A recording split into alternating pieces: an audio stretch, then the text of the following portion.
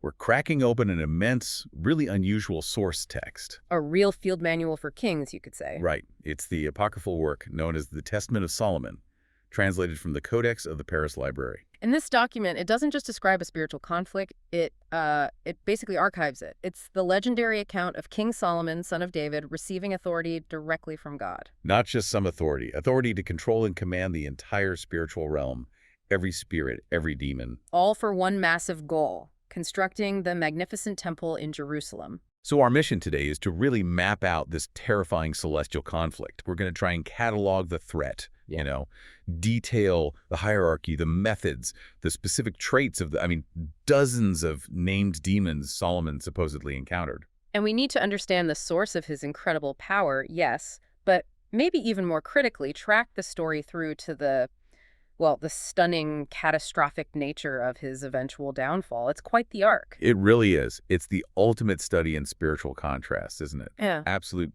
divinely mandated power on one hand. Set against profound, almost unbelievable human folly on the other. This source, it kind of provides operational knowledge for both sides of that conflict. Okay, let's dive in. We need to start right at the beginning, the moment Solomon realized he wasn't just facing construction delays. He was facing actual spiritual sabotage. So section 1, the acquisition of authority. And it all starts with a problem concerning the chief artificer's little boy. Right. The source material, it grounds this huge legendary tale in something very specific, almost mundane. A heartbreak, really. This child, the king loved him, gave him double pay, double food. But he just kept getting thinner, day by day. Exactly. And when Solomon finally pressed him, asked him what was wrong, the boy confessed. A demon named Ornias. Ornias was stealing half his pay and half his food every single sunset. But it's the way he did it that's so unsettling. It really is. The text says Ornias was continually sucking the thumb of his right hand every day. It's such a bizarre, intimate violation. It's not just theft. It's this draining psychological attack. The child is growing weaker, soul oppressed, right there under the king's protection. And that small daily act of malice, that's the catalyst. That's what pushes Solomon to seek power. He recognized immediately, didn't he, that this wasn't something money or status could fix? Yeah, not at all. He goes straight into the temple, prays night and day, begging the Lord specifically for authority over this demon. And his prayer is answered. Grace comes from the Lord Sabaoth, delivered via the archangel Michael. And Michael brings the tool. The key, really, to unlocking the whole spiritual dimension.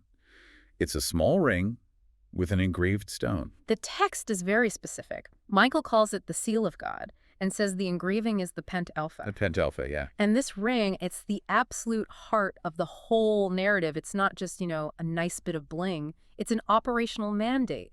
The promise is direct. What was the exact promise again? With this seal, Solomon shall lock up all demons of the earth, male and female.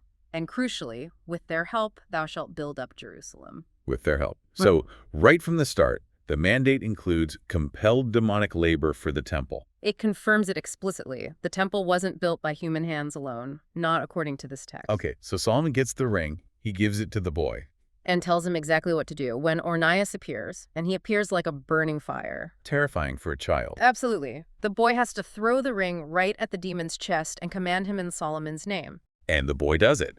Despite being terrified, presumably. Yeah. He throws the ring, issues the command. And Ornias, this powerful demon, just lets out this terrible cry. The power of the seal is immediate. He immediately tries to bargain, doesn't he? Offering gold, silver. All the silver and gold of the earth, he says, if the boy would just take the ring off him. It shows you something about the demonic economy, right? Yeah, worldly wealth means nothing compared to freedom from that divine command. Exactly. So Solomon now has his first prisoner, and he starts the process, cataloging the threat. Ornias identifies himself, subject to the water pourer zodiacal sign, whatever that means precisely. In his main job, strangling men who are consumed with desire for noble virgins. Specific, isn't it? Very. And then there's the shape-shifting. Oh, yes. That's fascinating. He says he changes into 3 forms. One of them is a comely female. Who apparently visits men in their sleep, plays with them. Until they wake up and then poof, vanishes on wings. Huh. He also mentions being commanded by all the other demons. So he's like a mid-level manager in Hell's hierarchy.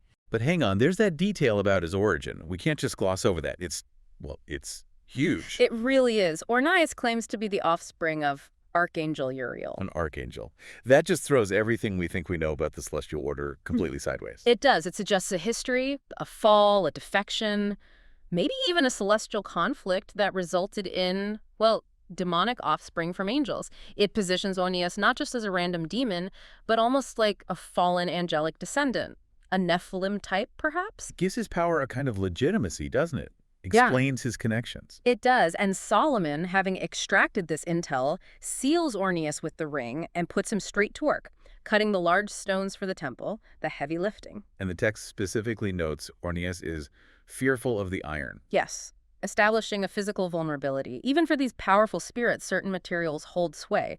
Iron seems to be a common one across different traditions. And Ornias, now bound and terrified, makes an offer. He becomes the key recruiter, basically. He pleads, "I pray thee, King Solomon, let me go free, and I will bring you all the demons." One demon bringing in the rest. Yeah. That submission leads directly to the capture of the big bosses. The generals. Which takes us right into Section 2, the Exarchs of Darkness. Beelzebub and Asmodeus. Right. So Ornias, now acting under compulsion with the ring's authority, summons the big one, the Prince of Demons himself. Beelzebub, who has, as the text says, kingship over the demons. And his arrival is dramatic. No quiet thumb-sucking here. Not at all. He cries aloud, a mighty voice, and immediately shoots out a great burning flame of fire. This is elemental power, destructive. It signals a threat on a whole different scale. Beelzebub identifies himself right away.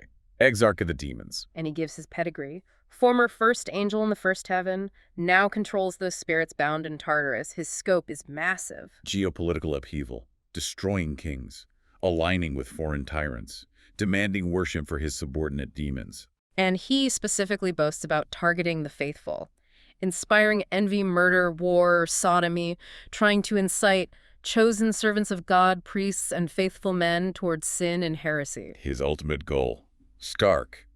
I will destroy the world. So yeah, the stakes are pretty high for Solomon at this point. He needs the countermeasure. Fast. He demands it from Beelzebub. And Beelzebub reveals one of the most crucial, maybe strangest pieces of information in the entire Testament. It involves divine cryptography. The number. The number. He says he's frustrated by the holy and precious name of the Almighty God, called by the Greeks by a row of numbers, of which the sum is 644. 644. Okay, let's pause on that. This number keeps popping up. What's the significance? Why a number? It seems to be a form of isopsephy or gematria, a system where letters have numerical values. In Greek, the name Emmanuel adds up to 644. Emmanuel, God with us. Exactly. Beelzebub confirms that Emmanuel is the name among the Hebrews that defeats him. The text also throws in another name the Romans apparently used, Eliath. So it's not just a random number. It's a coded reference to the Messiah, embedded right here in this ancient text, acknowledged by the Prince of Demons himself. Precisely.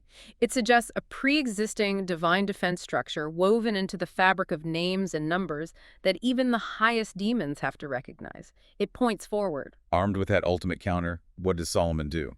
He puts Beelzebub to work. Reduces the Exarch of Demons to a construction worker, sawing up massive Theban marbles. You can almost feel the humiliation. Next up, Asmodeus, another major player but with a different focus. Yes. Beelzebub brings him, and Asmodeus is immediately aggressive, shoots this glance of pure anger at Solomon, refuses to submit humbly. And his origin story is also interesting. He claims to be born of angel seed by a daughter of man. Reinforcing that theme again, isn't it? High-ranking demons having origins tangled with the human or perhaps pre-human realm. And like Beelzebub, he immediately throws down a challenge. A prophecy. He tells Solomon straight up, "Thy glory is but for a season, and short will be thy tyranny over us." He sees the end coming. He does. And his core function, his specialization is very focused, domestically destructive. He targets marriage, right? Plots against newlyweds so they may not know one another. Severing them through calamities, wasting virgin beauty, causing husbands to leave wives for other women, which leads, he says, to sin and murder. He's the wrecker of homes, the specialist in breaking covenants. He also links himself to the stars. His star is the Wain, the Great Bear, and some of the Dragon's Child. Celestial connections seem important to these entities. They do. It suggests an astrological underpinning to their power or influence when Solomon demands his counter. Asmodeus names the archangel Raphael. But the method of defeat is where it gets really specific and, well, kind of bizarre. Yeah, get this. Asmodeus is put to flight by Fish guts. Basically, yes. The liver and gall of a specific fish, the galanos fish, which has to be found in Assyria, and it has to be smoked over the ashes of a tamarisk tree. Wow. The level of detail is incredible. Why a particular fish from Assyria? Why tamarisk ash? It's like a spiritual recipe. It really is. It suggests that the spiritual defense system in the Testament isn't just about prayer or names, but involves harnessing specific elements of creation, ritualistic application of known demonic weaknesses. Every creature, every plant potentially has a counterfunction. And Solomon doesn't go easy on Asmodeus, given his malice? No. He binds him more carefully, flogs him with oxhide thongs, forces him to wear iron. And Asmodeus specifically pleads not to go near water. So naturally, Solomon makes him carry 10 water jars constantly and tread down the wet clay for the entire temple construction with his bare feet. Calculated humiliation for a very powerful entity. Okay, so the top generals are bound and working. Now Solomon starts dealing with the more specialized spirits, right? Those targeting daily life, morale, the mind. Section 3. Exactly. The first one Beelzebub drags back is Oscles, a female spirit. Described as having a pretty shape, fair skin, but with a catch. A big catch. She has the legs of a mule. Bizarre imagery. And her origin is equally strange. Born of an untimely voice, the echo of a man's utterance in a ravine. Her functions are varied too. Strangling, perverting natures, and something about consorting with certain men. Yes, she says she consorts with dark-skinned men who worship her star, specifically to try and gain money from her. So it links demonic influence, astrology, and basic human greed for wealth. It does, a very specific connection. She's frustrated by the angel Joel and her task. Solomon commands her to spin hemp, non-stop, for the ropes needed in the temple construction. From generals to rope spinners. Next, a group entity. The 7 female spirits. They appear bound together, woven, described as fair in appearance and comely, but they call themselves goddesses. And they claim to be part of a bigger structure. Yes, of the 33 elements of the cosmic ruler of the darkness, this really suggests a complex, almost bureaucratic organization on the dark side. Solomon interrogates them one by one. The first is deception. Weaves, snares, excites heresies, countered by La Michelle. The second, strife. Brings chaos naturally, frustrated by Barucho. Then we skip a few, but the 6th one, error.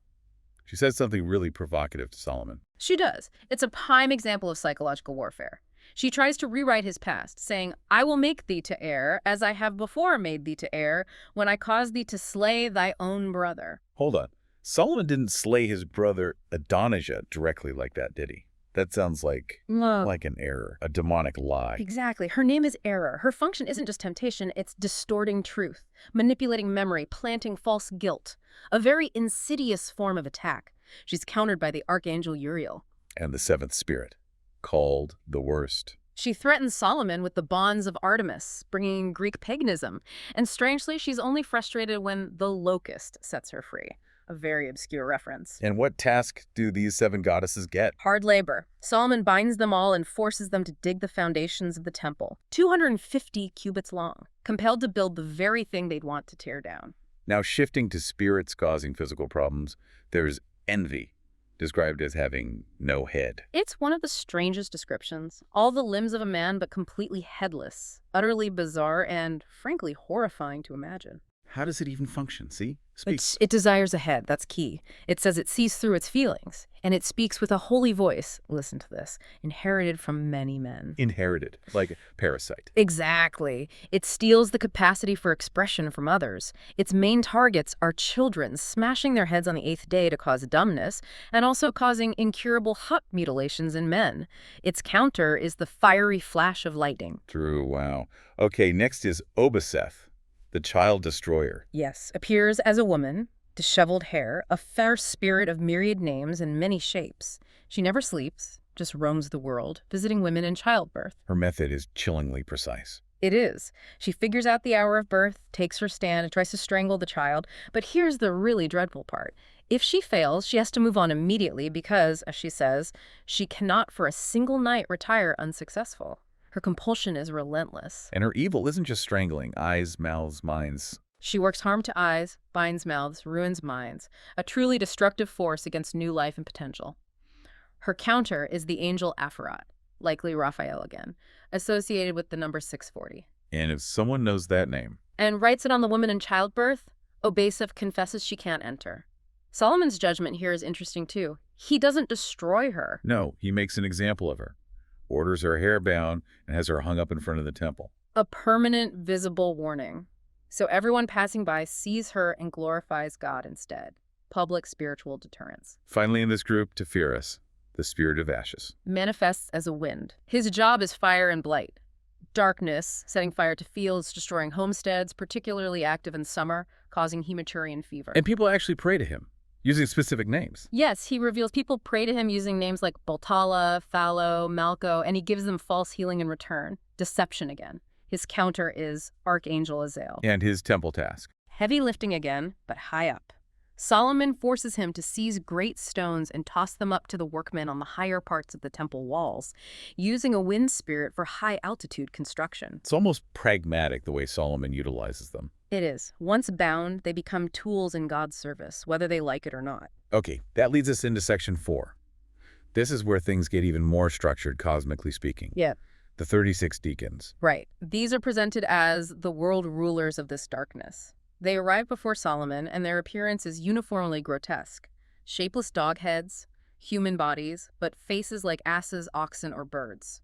A real rogues gallery. And their structure is tied to the heavens. Directly. They correspond to the 36 10-degree segments of the zodiacal circle. Ram, bull, twin, crab, lion. Each deacon rules a specific slice of the sky and therefore a specific type of influence or affliction. This is Solomon essentially creating the world's first comprehensive spiritual defense almanac, forcing each one to confess its specific attack and, crucially, the exact method of defeat. Exactly. And the counters are fascinating because they're so specific. They aren't just generic prayers. It's precision warfare. Let's look at a few examples. The first deacon, Rolex. Causes idle heads, makes people lazy or distracted, defeated by a specific verbal command. Michael, in prison, Rolex. The second, Barcel, causes migraines. Defeated by similar words, Gabriel in prison, Barcerfield. Notice the pattern-specific angel, specific command, naming the demon. But some counters involve rituals, right? Yeah. Physical actions. Oh, yes. Catanic Hotel, the 11th deacon, creates strife and conflict in homes. To defeat him, you need to write the angel's name, Io, sons of Sabbath, on 7 laurel leaves. 7 laurel leaves, okay. Then you wash the leaves in water and sprinkle that water throughout the house from the inside moving outwards. It's a specific cleansing ritual using particular materials. What about Sapathorio, the 12th? Inspires partisanship, drunken fits. His counter involves writing certain angel names like Echo II, Lo, Shul. It's a bayaf, a fey on a piece of paper, folding it and wearing it, either around the neck or against the ear, like a portable amulet to ward off sudden fits of rage or drunkenness. And for physical sickness, like Atrax, the 16th, causing irremediable fevers. Another ritual. Chop coriander, smear it on the lips while reciting a specific charm against the fever, which is from dirt, invoking the throne of God. It combines herbalism with spoken incantation.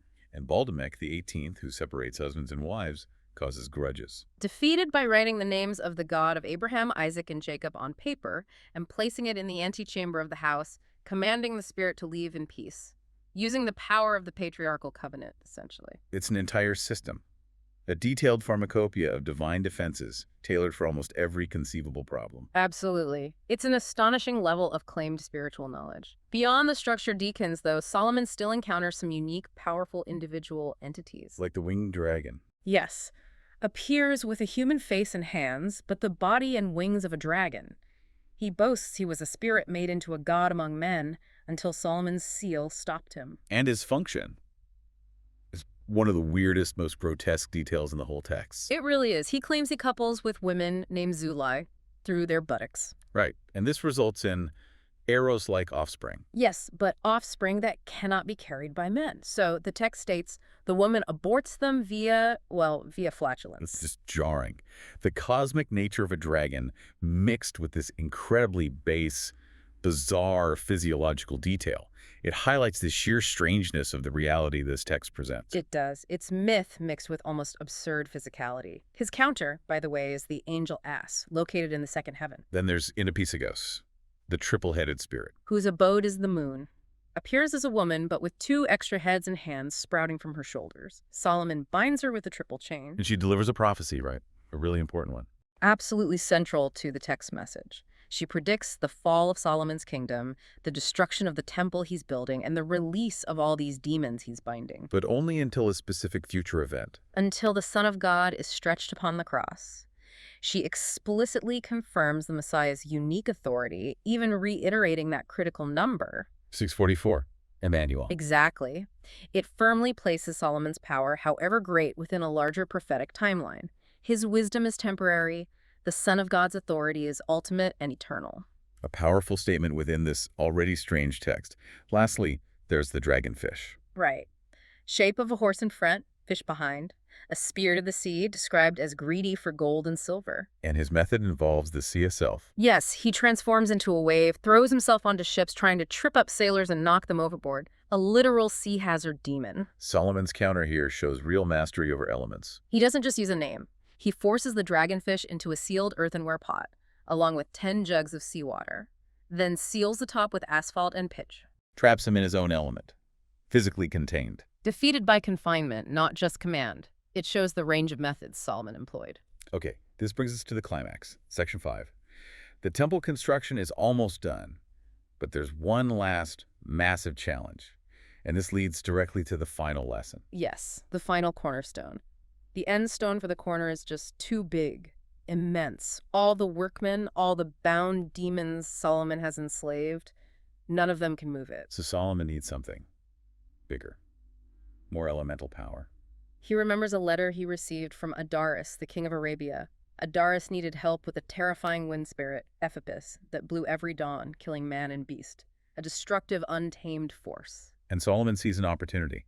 He sends his servant, armed with the ring, and a leather flask. A leather flask. The servant holds the flask in the ring towards the wind blast. Ephipis, the wind spirit, literally blows into the ring's influence, inflating the flask. And the servant just ties it shut, seals the wind in a bag. It's incredible mastery. It really is, capturing the wind itself through divine authority. When Ephipis is brought before Solomon, still trapped in the flask, he also confirms the Messianic prophecy. Born of a virgin, crucified by Jews, worshipped by archangels. And Ephipis admits that coming power is what truly frustrates and weakens his own strength, again, reinforcing the ultimate authority. Solomon asks the obvious question. Can you, this incredibly powerful wind, move that massive cornerstone? Ephipis says yes, but not alone. He needs help from an even more ancient power, the demon presiding over the Red Sea. The Red Sea demon, he summons him. Ephipis summons Abbas-Ithobad, and using the trapped wind in the flask somehow as leverage or power, the two of them, the wind spirit and the sea spirit, lift the massive stone. And place it perfectly in the corner of the temple. At which point Solomon immediately quotes scripture. The stone which the builders rejected, that same is become the head of the corner, a perfect symbolic moment. And this Red Sea demon, Abbas-Ithobad, he has quite a backstory too. Oh yes, claims descent from an archangel, again, and confesses he was there during the Exodus. He explicitly says he was the one who hardened Pharaoh's heart against Moses. Wow. So Solomon has bound a key spiritual player from the Exodus narrative itself. And he was trapped, he says, when the Red Sea closed over the Egyptian army. Now he's bound again, forced to serve Solomon. And here, Solomon reaches the absolute peak of his wisdom and cunning, doesn't he? He tricks these two immensely powerful elemental demons. Ephipis, the wind, and Abbas-Ithobad, the sea. He gets them to uphold a massive pillar in midair. Supported only by the winds, the text says. A permanent monument to his power and wisdom. And they swear an oath not to release it until the end of the world. The source even adds, if that stone falls, the world ends. It supposedly hangs there still. It's the ultimate display of sovereignty, forcing the raw powers of wind and sea, darkness itself, to literally support the temple of God. But the story doesn't end there. No. The text immediately pivots. It asks the crucial question. How does someone with this level of unparalleled power lose it all? And the answer is devastatingly simple. It's not some epic battle, it's personal compromise. Internal spiritual weakness. Solomon takes many foreign wives, which was already a problem, but then he desires one in particular, a Jebusian daughter, the Shunammite. And her priests have a condition for the marriage. They tell Solomon he has to worship their gods first, Raphan and Moloch. Solomon initially refuses, right? He fears God too much to openly worship idols or build them temples. He tries to hold the line, but the woman, she's clever. She understands human weakness, maybe ego, maybe affection. She finds a loophole. She doesn't ask him to bow down or sacrifice. She asks him to do something seemingly tiny, insignificant, crush 5 grasshoppers together in his hand in the name of the god Moloch. Just that. A tiny gesture, maybe to appease her, show affection. He thinks it's nothing, a meaningless act, but it's everything. It is the philosophical core, the tragic climax of the entire Testament. The king who bound Beelzebub, who commanded angels, who tricked elemental forces, loses everything over 5 crushed insects. Because it was still an act of acknowledging another god, a compromise of the heart, even if small. Exactly. The small compromise proves fatal. Solomon himself writes about the immediate consequence. The Spirit of God departed from me, and I became weak as well as foolish in my words. Instantly. The divine wisdom, the spiritual authority just vanished because of the perceived inconsequence of that one act. And once weakened, he was then compelled by his wife to actually build temples for the idols. He became, in his own words, the sport of idols and demons. A complete reversal. From master to plaything. And it teaches us, doesn't it, that spiritual strength isn't ultimately measured by the size of the external demons we face or bind, But by our integrity in the face of the smallest internal compromises. Solomon's final words in the Testament are a direct warning. He says he wrote all this down so that others who read it may pity and attend to the last things and not to the first. Don't be dazzled by the initial power, he's saying. Pay attention to the end. Pay attention to the vulnerability that leads to the fall. It's a powerful cautionary conclusion. When you step back and look at the whole journey documented in this text, that contrast is just staggering, isn't it? We saw Solomon granted authority that's almost unimaginable, binding the Exarchs of hell, literally forcing Beelzebub to saw marble, trapping the Red Sea demon to hold up a pillar. Unparalleled power. Divinely given. Yet, all of it rendered completely null and void. Canceled out. By what? The foolishness brought on by crushing 5 grasshoppers, it hammers home that the real battleground isn't always a spectacular confrontation. It's often the quiet, seemingly insignificant compromise. The knowledge we really gain from this text isn't just about demonology. It's about the devastating potential of spiritual weakness, our own included. How it ultimately determines our destiny far more than displays of power. Exactly. And perhaps to leave you, the listener, with a final thought that ties this all together. Think about that recurring number, 644. Emmanuel, God with us. It's identified explicitly as the power that defeats multiple top-tier demons in this text. Beelzebub, Ephipus, another called the Lion-Bearer Wrath. It's confirmed as the ultimate authority by the prophesying moon spirit in Apocryphos. It's like this apocryphal text, through its strange blend of magic, demonology, and divine cryptography, is constantly asserting something profound. That Solomon's wisdom, however great, was temporary, a placeholder. It was foreshadowing an ultimate, eternal authority. An authority whose name, Emmanuel Jesus, is the only, final, unbreakable defense against all the armies of darkness cataloged within its pages. Solomon's story becomes a testament not just to his power and folly, but to the power that would supersede him. A powerful message, even from such an unusual source. Thank you for listening. Don't forget to share this message with your friends and family. Let the fire spread. We'll see you soon for another deep dive of Jesus Fighter, where we keep fighting the good fight of faith. Stay strong, stay blessed, and keep walking in victory.